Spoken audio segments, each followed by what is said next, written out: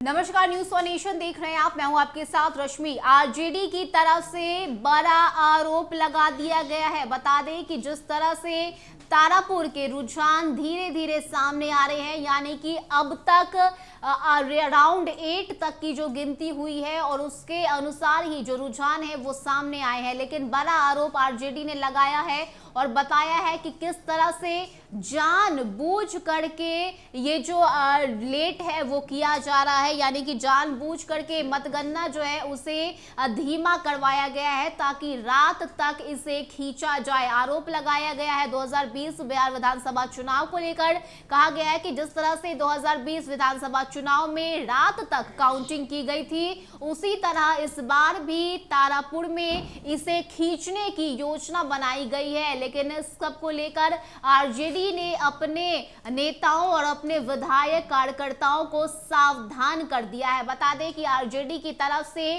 Tweet करते हुए बताया गया है कि तारापुर में जानबूझकर मतगणना को 2020 के आम चुनाव की भांति धीमा कर दिया गया है। बिहार सरकार की इसे देर रात तक खींचने की योजना है। सभी राजद समर्थक कार्यकर्ता नेता सावधान हो जाए, यानी कि ये बड़ा आरोप इस वक्त आरजेडी की तरफ से बिहार सरकार पर, सीएम नीतीश कुमार पर, कि 2020 विधानसभा चुनाव की तरह ही इसे खींचने की योजना बनाई गई है। बता दें कि जो रुझान है तारापुर से वो धीरे धीरे करके सामने आ रहे हैं। अब तक जो है राउंड 8 तक की जो गिनती है वो की गई है। रुझान सामने आए हैं जिसमें तारापुर में आरजेडी ने अपनी बढ़त बनाई हुई है। लेकिन अगर हम दूसरे पहलू को देखें तो ये जो वोटों की बढ़त थी उसमें अब धीरे धीरे करके कमी देखी जा रही है, यानी कि जहां एक तरफ राउंड 7 तक की गिनती में आरजेडी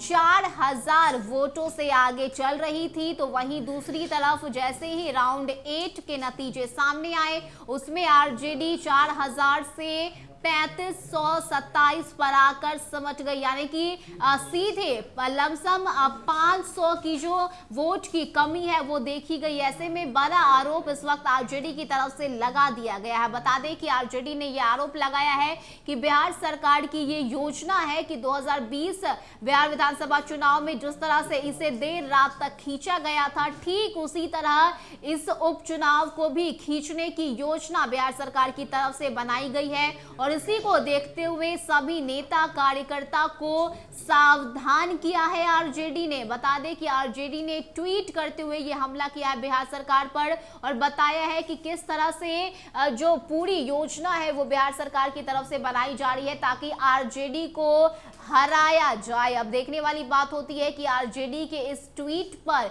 किस तरह से सत्ता पक्ष के लोगों की तरफ से बयान दिए जाते हैं। लेकिन इस वक्त ये बड़ा आरोप जो है वो बिहार सरकार पर लगाया गया है, बड़ा हमला बिहार सरकार पर किया गया है कि किस तरह से योजना के तहत जो है मतगणना को धीमे कर दिया गया। और यही वजह है कि धीरे धीरे करके तारापुर के रुझान सामने आ रहे हैं। अब देखने वाली बात होती है कि नतीजा क्या आता है, फैसला क्या होता है। लेकिन अब तक के रुझान की अगर हम बात करें, तारापुर के सीट की बात करें, तो अरुण कुमार जो आरजेडी के कैंडिडेट है वो लगातार अपनी बढ़त बनाए हुए दिखाई दे रहे हैं। नंबर 1 पर जो है आरजेडी चल रही है। लेकिन पूरे जिस तरह से रुझान धीरे आ रहा है उसको लेकर आरोप लगाया गया है कि आखिर ये जो मतगणना की जो प्रक्रिया है उसमें आखिर जो है देरी क्यों की जा रही है, क्यों धीरे धीरे ये हो रहा है। और इसी को लेकर ये आरोप बिहार सरकार पर कि आरजेडी को हराने की साजिश एक बार फिर से की जा रही है और रात तक इस